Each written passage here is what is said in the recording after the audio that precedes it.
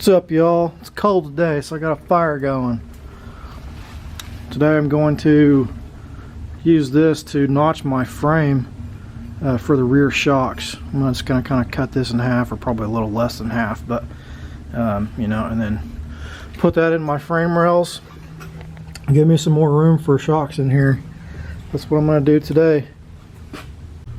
I've also been doing other piddly stuff. I got my front brake lines plumbed, and I put some bump stops in here. These are the original bump stops, and they used to be mounted back here. You can kind of see where they were, and pretty much what I did was just use the forward hole, and then I just mounted another hole in there.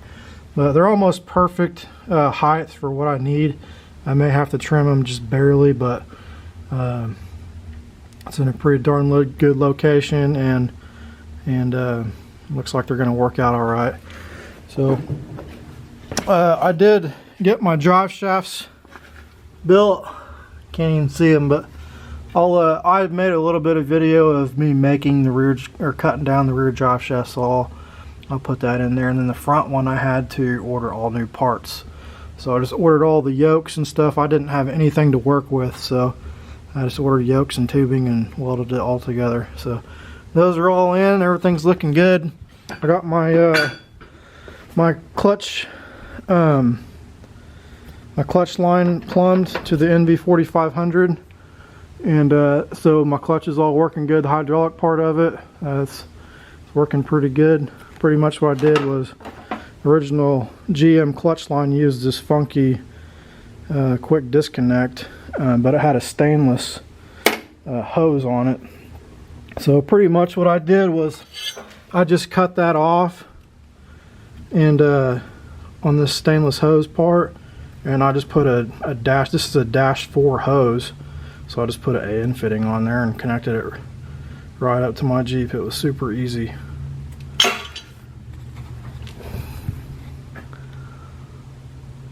Another thing I've been doing is I cut off the old spring perches that were hanging down right there, so I got that cleaned up, and I kind of painted the back side of the frame rails, and I ground down all the old perches that were kind of crappy looking back here.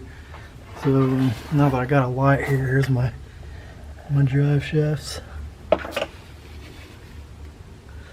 The front one hangs down a little bit, but you know, it's not completely terrible, I guess. I made it out of some 3/16. It's 188 wall, 2 1/8 inch diameter, so hopefully that holds up. The rear one is pretty well protected by the lower link, so I'm not really worried about it. But alright, I'm working on drive shafts today. I cut this one down. It was just I don't know, it come out of a 1-ton blazer that we cut up. So I'm gonna chop it down, and pretty much I'm mocking this up to the length I need. The shortest, you know, that I can use with my suspension all the way compressed is kind of how I'm setting this up. And then whenever it's fully extended, you know, my slip yoke will be like right at the end of where the splines start. So that's the way I'm setting mine up. I'm just going to leave myself you know, 3/4 of an inch or so all the way compressed, and that way it'll leave me a little bit of room without smashing everything. So that's what I'm doing, working on drive shafts, cutting them down, and then I'll weld it back together. That's usually how I'll do it, is just set them up like that, and then I'll just take this and mark it, you know, give myself enough room to weld, and I'll just chop it. Alright, I cut that off in the chop saw, and I'll slip this all back together and make sure my splines are lined up and are clocked the same. My yoke's clocked with, I'll have to turn that on, but make sure that is clocked in line, press it back together, and I'll weld her up. Right, I knocked it back together, and I'll probably put it in the Jeep and try to spin it and true it up the best I can, and then I'll weld her up. Alright, I got this drive shaft put in the Jeep, and I got this piece of baling wire rigged up. up here so I can see.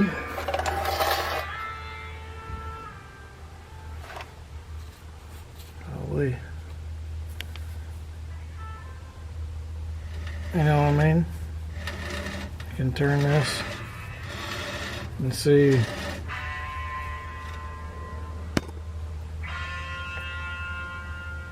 Well, that's not very good, but anyways, see, just knock it together until it's straight. You know what I mean? That's what I'm gonna do. Alright, the billing wire wasn't working out for me, so I went and got the dial indicator out of the toolbox. That'll be much better anyways.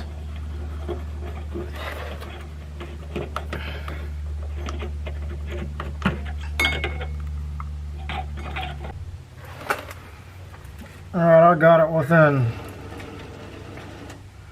I don't know, it's within 3 or 4 thousandths probably.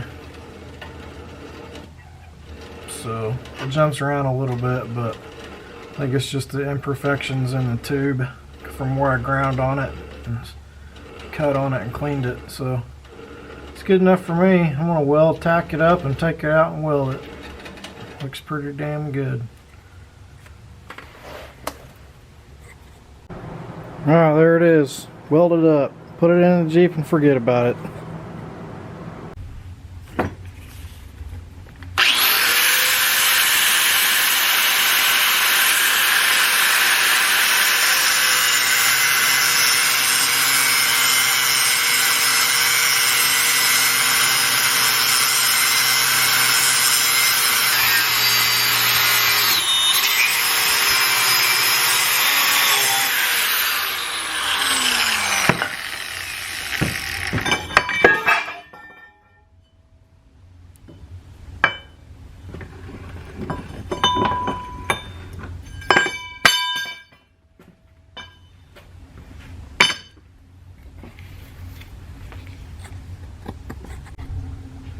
Alright, here's that piece of pipe, and you can kind of see where I traced out the shock whenever it was in full droop. It was touching the frame right there, so I'm just going to kind of center my pipe up right there and trace it out, and then I'll cut the frame out right there so I can put that piece in there.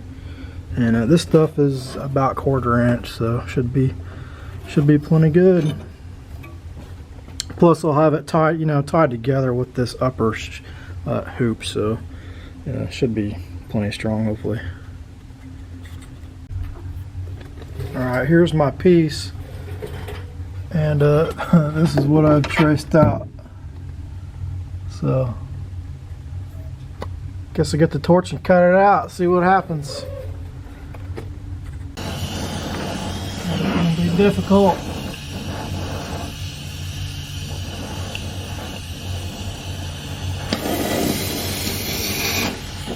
Can't see shit.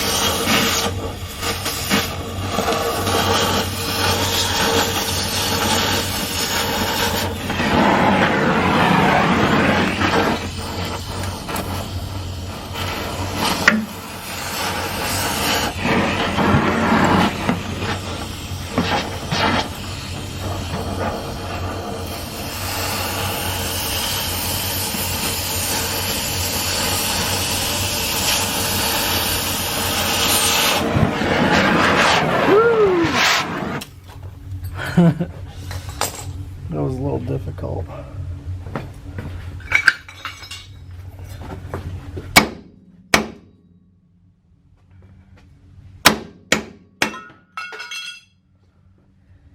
Big hole in the frame. Can't turn back now.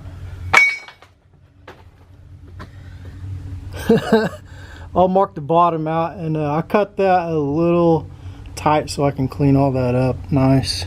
And I'll mark the bottom out and cut it out too, so that my pipe will fit in there. I say that, but yeah, oh yeah, nice. That'll fit. Yep. Alright, this is kind of what it looks like when I got it all cleaned up and fit in the hole. I spent quite a bit of time trying to make that work, but I'll get it tacked in there and then weld it all up. Give me plenty of space there.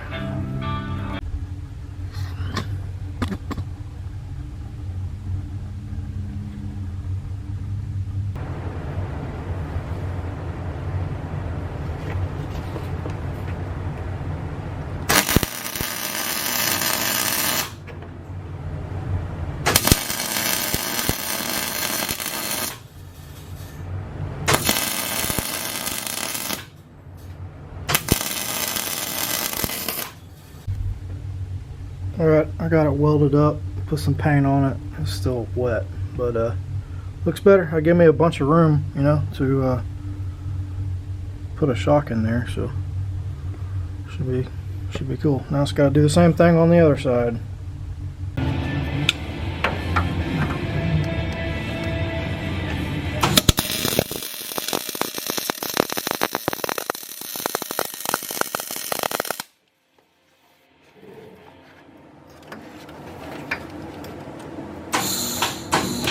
Whoa.